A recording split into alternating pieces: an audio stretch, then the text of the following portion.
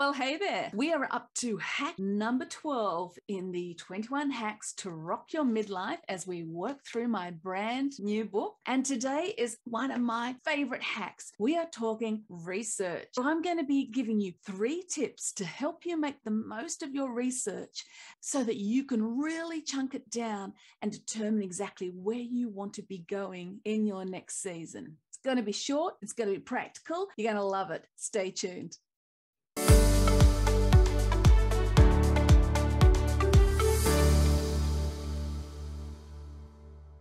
So everybody, hi there. My name is Coluccio, aka the Midlife Success Coach. And if you are returning to my channel, it's wonderful to have you back. If you're brand new, make sure that you subscribe, that you like, that you leave a comment. Let me know where you're tuning in from. It's wonderful to have you here. Now, like I said, we are working our way through my brand new book, 21 Hacks to Rock Your Midlife. This is my baby. Release the past, dare to dream, and create your legacy. And I wrote this kind of as a guide to transforming your life or to reinventing yourself. There's a million other books out there covering many of the other areas in midlife, menopause and hormonal issues and health and all of those things. But for me, it's all about transformation, reinvention, and really finding what it is that you really want to do in your second half to make a difference in your life, in your family's life, and in your community. So today, like I said, we are up to hack number 12, which is all about research. And this comes under step number 4 in the book, which is Project You. We are really nutting down in the 4 hacks in this step to work out what it is you really do or don't want.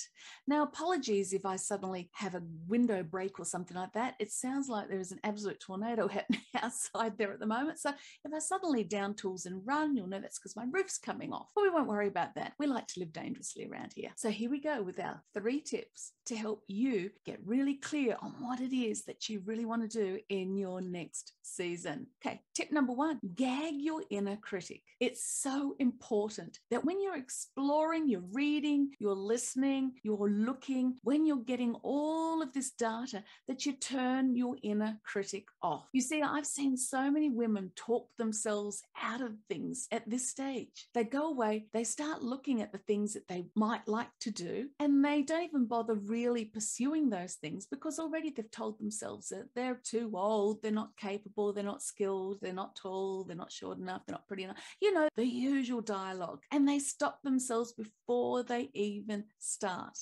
Now, I know that if I listened to my inner critic, I wouldn't have made my first transformation all those years ago, which has led to such an amazing evolution for me over the last decade. I was the introvert who decided that they were suddenly going to go from being a homeschooling mother who had never set foot in a gym herself for the previous 10 years to becoming a personal trainer and having to find clients and create my own business. Now, if I'd sat back and looked at that with that critic going hard out in my head, I would never have pursued that. Because logically, I had everything going against me. I was super overweight. I was totally unfit. I hadn't exercised properly in 10 years. I had all sorts of aches and pains and things. There were so many reasons why logically it didn't make sense. But because I gagged that critic and I didn't listen, I was able to keep exploring and going through the next 2 steps, which helped me to actually make the ultimate decision, which was to do that. Tip number 2, go through your pros and cons.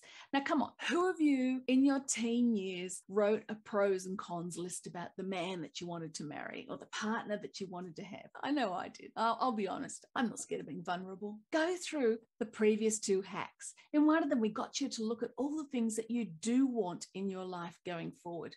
So those things might be, I do want to be able to work for myself. I want to be able to create my own hours. I want to find something that I find purposeful and significant for me to do. I want to go write that book. I want to go change and do a whole new career. I want to go and save the whales. Whatever it is, go through that list. What were things that you said you did want? So they're on your pros, obviously. And then the next hack after that, hack number 11, where we talked about what are the things that you don't want. Now, this list is just as important. In the book, I described how I ended up going down a wrong track just in the last few years. It kind of fitted with my do wants, but if I had taken the time to really go through what I didn't want, I would never have been distracted and gone down this track. And I can sit and dwell on that and be regretful. I've chosen just to take the learnings, help other people not make the same mistake, and get on with life. So what don't you want? Some of these things might be, I don't want to work for a boss anymore. I don't want anyone dictating my work hours. I don't want to do a job where I don't have a sense of fulfillment or joy or significance in there. I don't want to settle for a partner that doesn't treat me with respect and love. See, it doesn't matter what area of your life that you're wanting to transform, reinvent, create.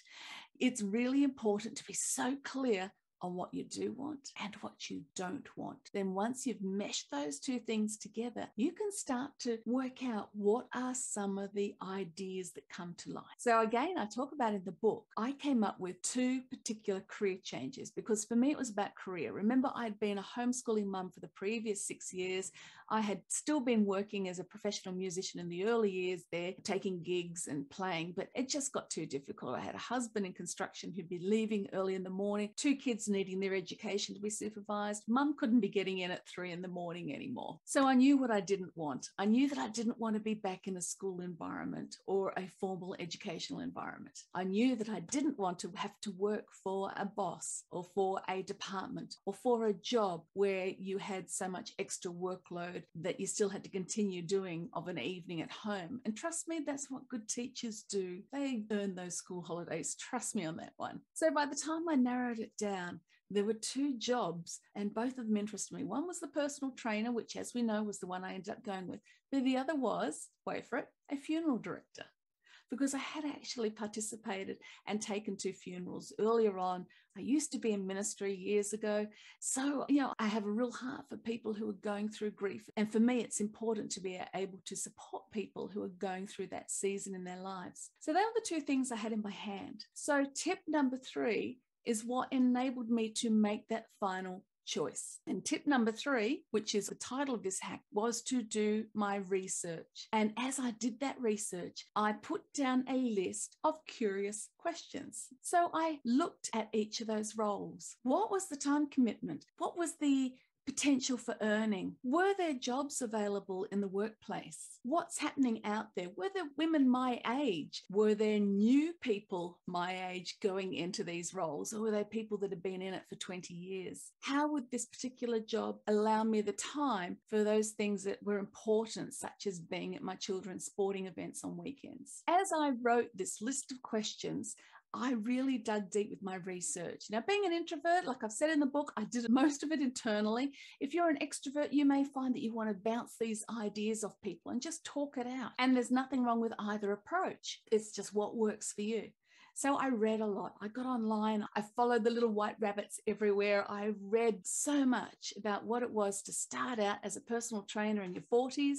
And I read so much about what it was to get involved as a funeral director in your 40s. And I could have gone either way, except when I went back to my pros and cons list and put it against that research I'd gathered about those 2 roles, I realized that for me, one of my core values was going to be really severely compromised. And that was the one of family and being available to support my children in their sport on weekends. You see, my children were elite sports people, and that is why we had homeschooled them, to allow them the time to get an education while doing all of their training and competing, and they literally traveled the world with their sport. So being part of their support team for their sport was a real important core value for me. And I realized that funerals in particular often take up whole Saturdays or long afternoons. It possibly wouldn't be the way to go if that was such a core value for me. Whereas the personal training, being my own boss, I could choose to take clients at whatever times, and that was it.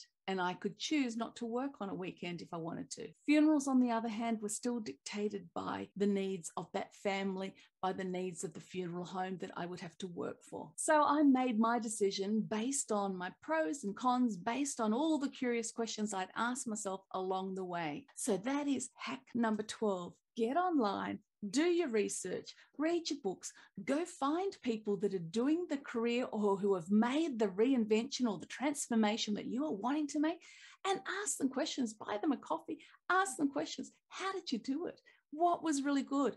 What was really hard? What did you find a challenge? How's it been getting out into the workplace? Ask them everything you can think of. This stage is really critical. It's the third hack under Project You. And I strongly encourage you to go out and research what it is that you're wanting to transform into. Make sure to like, to subscribe. Leave me your comments below. Let me know what is really resonating for you, and make sure to grab that free report, Your Core Values, because remember, your core values are the foundation to create a midlife that rocks. I'll see you for hack number 13.